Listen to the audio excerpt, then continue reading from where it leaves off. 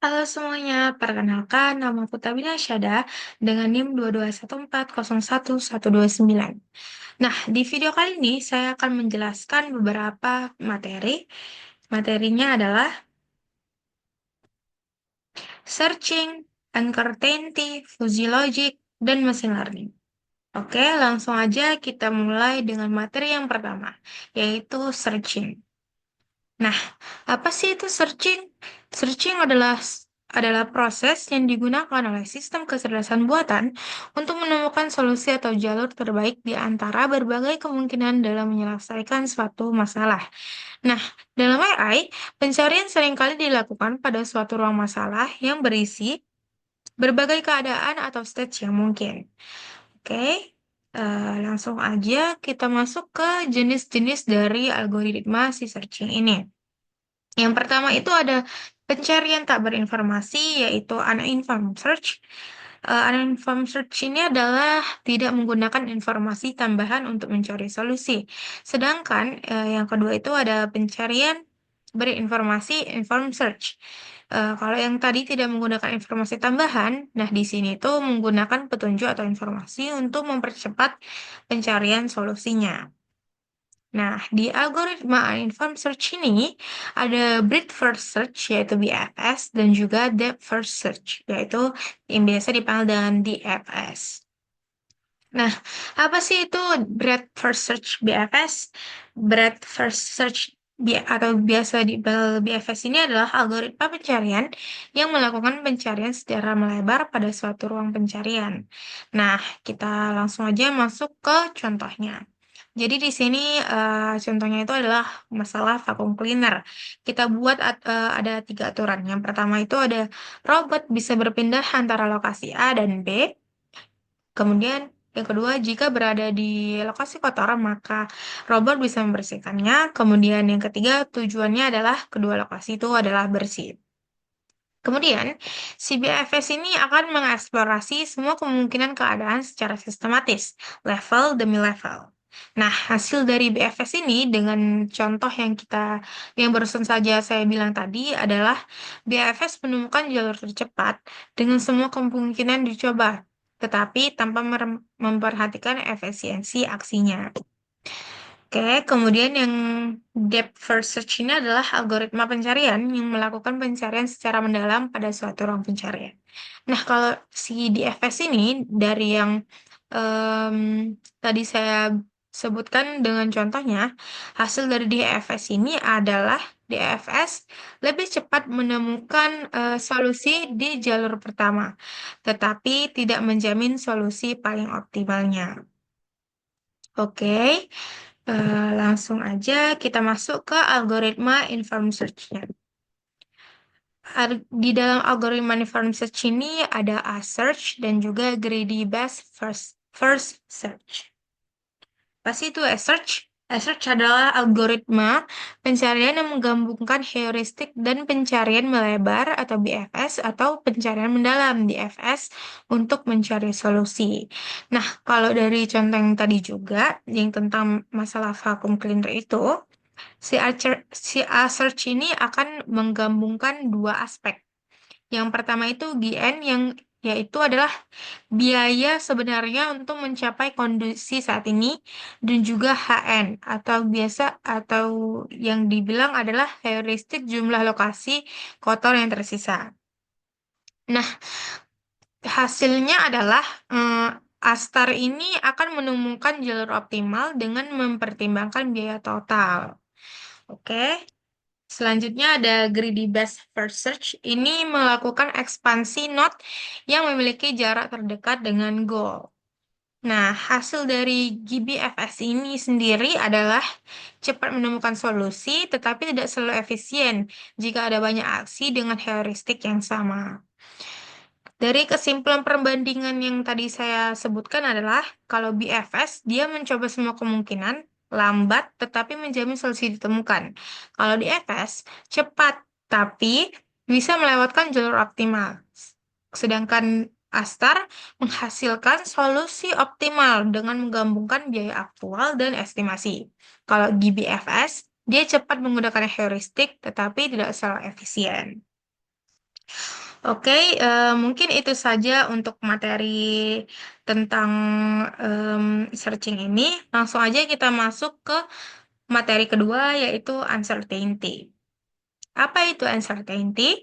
Uncertainty adalah situasi di mana kita tidak memiliki informasi lengkap atau pasti tentang keadaan atau hasil suatu masalah. Di dalam dunia nyata, banyak keputusan yang harus dibuat dengan informasi yang tidak sempurna atau atau situasi yang diubah-ubah. AI dirancang untuk menghadapi ketidakpastian ini dan tetap memberikan solusi yang baik. Nah, ada beberapa sumber ketidakpastian. Yang pertama itu ada informasi tidak lengkap. Di sini dijelaskan tidak semua data yang relevan tersedia. Ketidakpastian ini muncul karena sistem tidak memiliki semua informasi yang dibutuhkan untuk membuat keputusan. Kita berikan satu contoh masalahnya. Misalnya dalam prediksi cuaca, data yang digunakan mungkin tidak mencakup semua variabel, seperti angin di lokasi tertentu yang tidak terpantau. Akibatnya, prediksi menjadi kurang akurat. Kemudian sumber ketidakpastian yang kedua ada noise atau gangguan. Jadi data yang tersedia mungkin mengandung kesalahan atau ketidakakuratan. Ketidakpastian ini terjadi ketika data yang digunakan terdistorsi atau mengandung kesalahan. Nah, kemudian sumber ketidakpastian yang ketiga ada keacakan atau randomness. Beberapa fenomena di dunia bersifat acak dan tidak dapat diprediksi dengan pasti. Keacakan adalah ketidakpastian yang berasal dari sifat dunia nyata yang tidak dapat diprediksi. Contoh masalahnya adalah di dalam game seperti dadu, hasilnya sepenuhnya acak. Dalam pasar saham, pergerakan harga saham juga bisa dipengaruhi oleh kejadian tak terduga. Kedua tadi adalah contoh dari sumber ketidakpastian dalam keacakan. Kemudian yang terakhir ada ambiguitas, situasi yang dapat diinterpretasikan lebih dari satu cara. Nah, contoh masalah dari ambiguitas ini adalah dalam pemrosesan bahasa alami atau NLP, kalimat seperti saya melihat burung dengan teropong bisa berarti saya menggunakan teropong untuk melihat burung atau burung yang saya lihat sedang membuat teropong. Begitu. Oke. Nah, jadi ada kemudian yang selanjutnya ada model dan teknik untuk mengatasi ketidakpastian dalam AI ini. Ada teori probabilitas, kemudian ada Bayesian networks, kemudian ada fuzzy logic dan juga decision theory.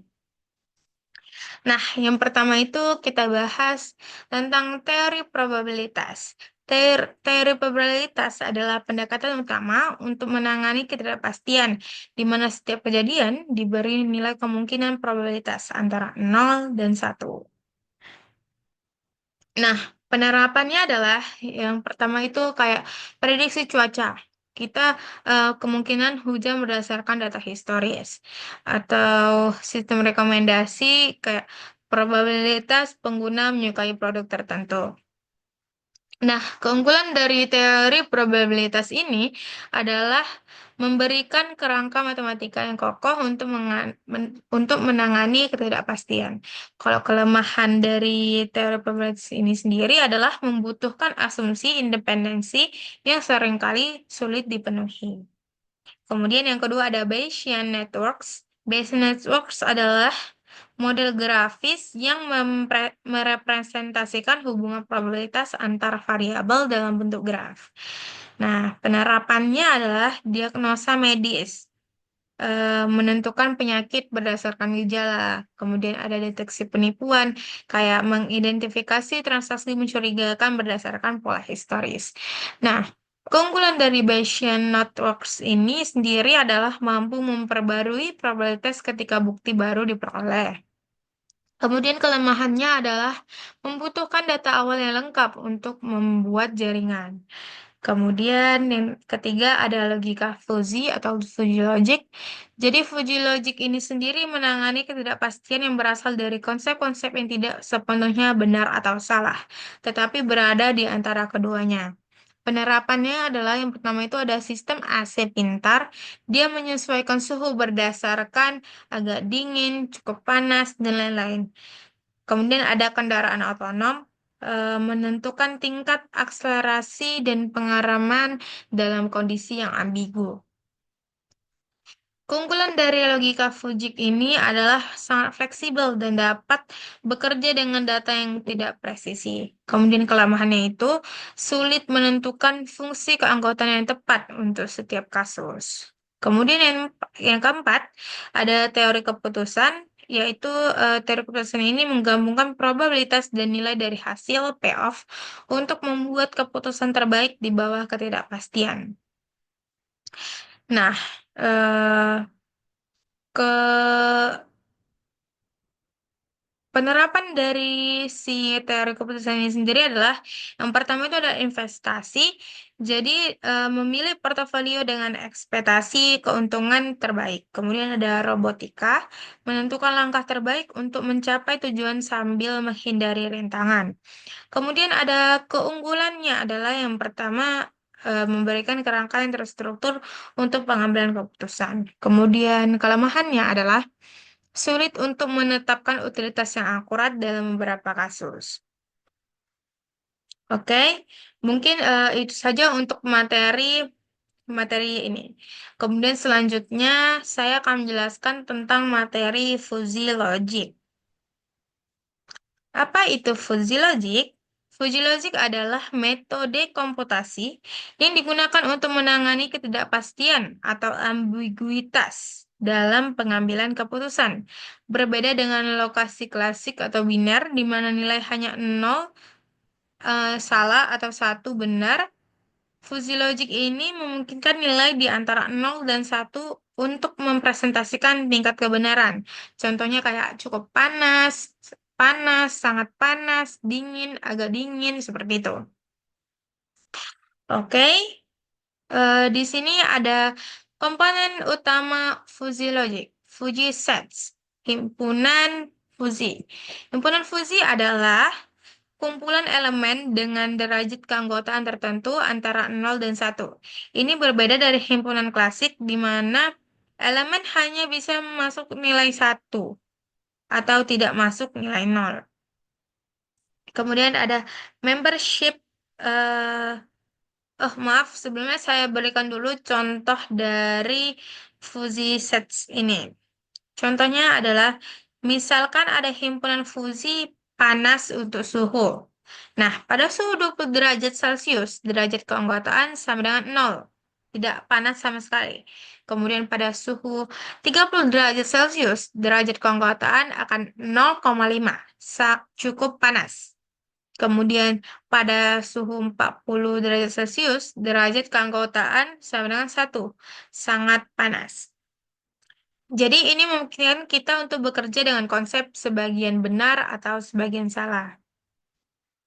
Oke, lanjut. Yang untuk kedua itu ada membership function atau fungsi keanggotaan. Fungsi keanggotaan, fungsi ini menentukan bagaimana eh, fungsi ini menentukan bagaimana setiap nilai dalam domain dipetakan ke derajat keanggotaan nilai antara nol dan satu. Nah, eh, bentuk umum dari fungsi keanggotaan ini biasanya ada linear. Linear itu nilai meningkat atau menurun secara bertahap. Contohnya, derajat keanggotaan panas bisa meningkat linear dari 0 derajat Celcius ke 50 derajat Celcius. Kemudian ada triangular. Triangular ini adalah bentuk segitiga dengan puncak menunjukkan nilai maksimum keanggotaan. Contohnya, sedang memiliki nilai puncak di 30 derajat Celcius dengan keanggotaan sama dengan 1 dan menurunkan 0 di 20 derajat Celcius dan 40 derajat Celcius. Kemudian ada Gaussian, di mana menggunakan distribusi normal, sering digunakan untuk menggambarkan data yang lebih halus. Contoh, fungsi Gaussian dapat mempresentasikan himpunan suhu normal dengan distribusi yang mendekati bentuk bel. Kemudian ada falsification, yaitu proses mengubah input data yang tajam menjadi nilai fuzzy berdasarkan fungsi keanggotaan.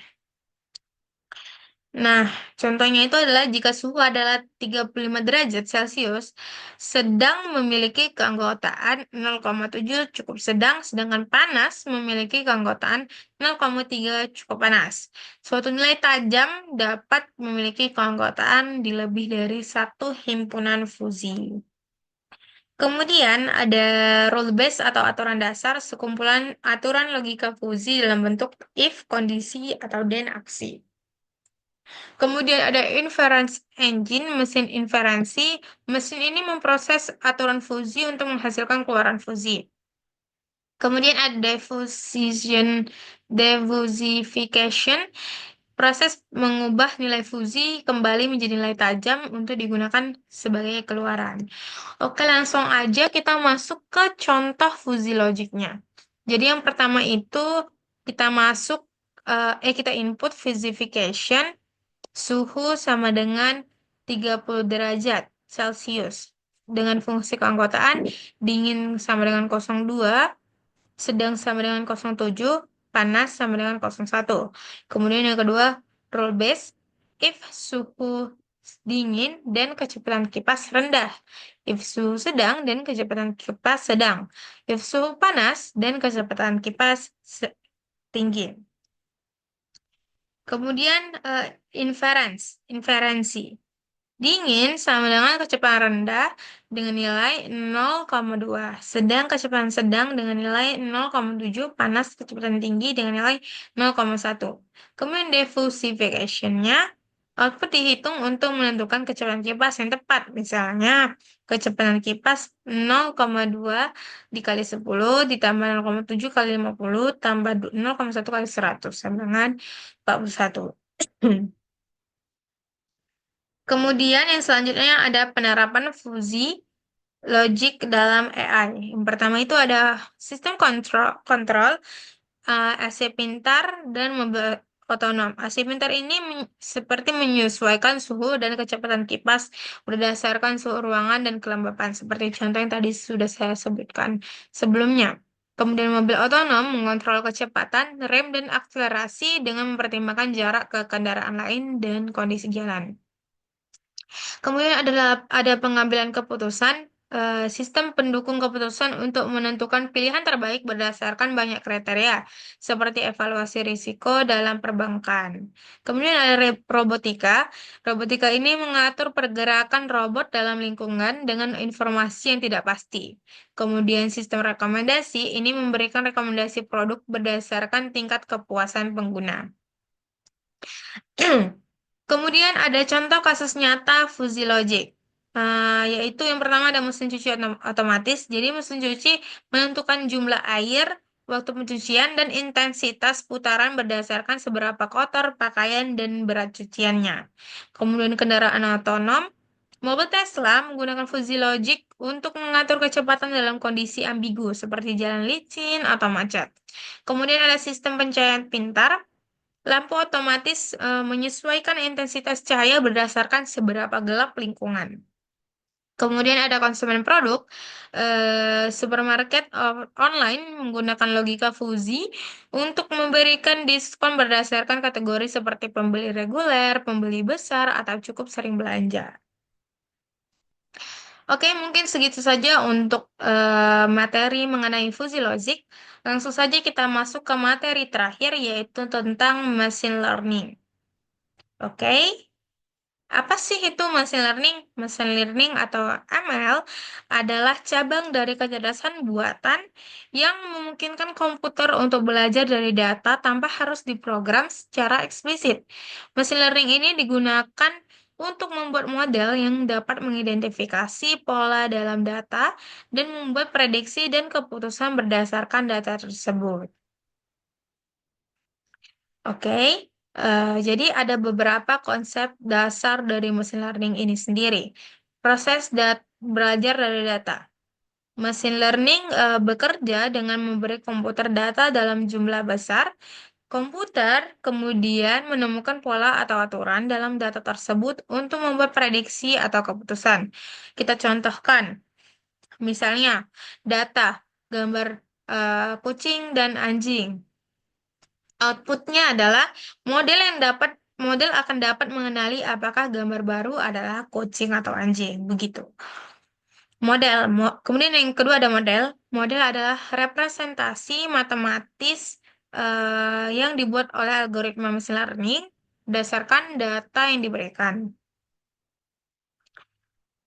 Kemudian yang ketiga, oh sorry, sebelumnya model ini tuh digunakan untuk menganalisis data baru. Kemudian yang ketiga ada dataset. Dataset adalah kumpulan kumpulan data yang digunakan untuk melatih model machine learning. Kemudian data set ini dibagi menjadi tiga, yaitu ada training set. Training set ini digunakan untuk melatih model, kemudian validation set digunakan untuk menguji performa model selama pelatihan, kemudian ada test set, dia itu digunakan untuk mengukur akurasi model setelah pelatihan selesai. Kemudian ada jenis machine learning. Ada tiga, yaitu supervised learning, pembelajaran terawas. Dalam supervised learning, model dilatih menggunakan data berlabel di mana setiap input memiliki output yang sesuai. Nah, kita contohkan misalkan kita input foto buah, label. Labelnya itu apel atau jeruk. Output model akan mengklasifikasikan foto baru sebagai apel atau jeruk, begitu. Kemudian ada unsupervised learning atau model dilatih menggunakan data tanpa label. Tujuannya adalah menemukan pola atau struktur tersembunyi dalam data. Contohnya adalah kita inputnya dataset pelanggan. Output model itu adalah kelompokkan pelanggan ke dalam segmen berdasarkan perilaku pembelian mereka.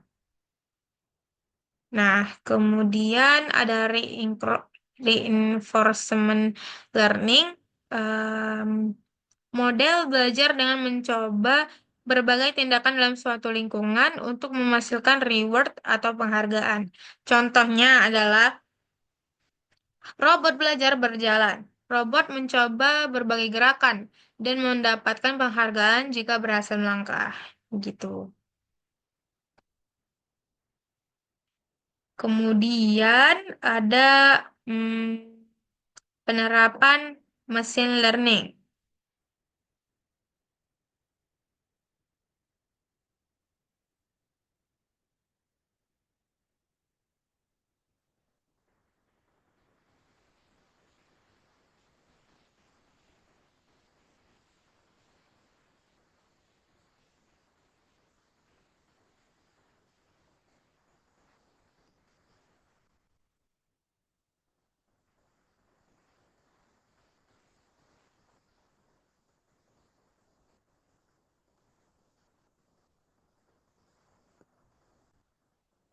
Yang pertama itu ada computer vision, yaitu dia itu mendeteksi wajah, pengenalan objek, dan pemrosesan gambar. Contohnya kayak mobil otonom, kamera pengawasan pintar. Kemudian ada natural language processing atau NLP. Jadi ini tuh penerjemah bahasa, chatbot, dan analisis sentimen. Contohnya kayak Google Translate, ChatGPT, dan lain-lain. Kemudian ada rekomendasi produk. Ini tuh sistem yang merekomendasikan produk berdasarkan riwayat pengguna. Contohnya kayak Netflix, Spotify, Amazon, dan juga ada kesehatan. Ini tuh mendiagnosis penyakit berdasarkan gejala atau gambar medis. Contohnya seperti mendeteksi suatu penyakit, gitu-gitu. Menggunakan radiografi. Oke, eh, jadi mungkin itu saja materi yang saya jelaskan. Saya akan membacakan kesimpulan dari yang saya jelaskan. Jadi yang pertama, searching itu membantu AI menemukan solusi terbaik dengan mengeksplorasi berbagai kemungkinan secara sistematis. Kemudian, uncertainty memungkinkan AI untuk bekerja dengan data yang tidak pasti atau ambigu, sehingga tetap memberikan keputusan yang rasional. Kemudian fuzzy logic menghadirkan logika yang mendekati cara berpikir manusia, membantu mengambil pengambilan keputusan dalam situasi kompleks. Kemudian ada machine learning, memungkinkan AI belajar dari data, mengenali pola, dan membuat prediksi cerdas untuk aplikasi di berbagai bidang. Baik, mungkin itu saja yang dapat saya sampaikan. Lebih dan kurang saya mohon maaf. Terima kasih.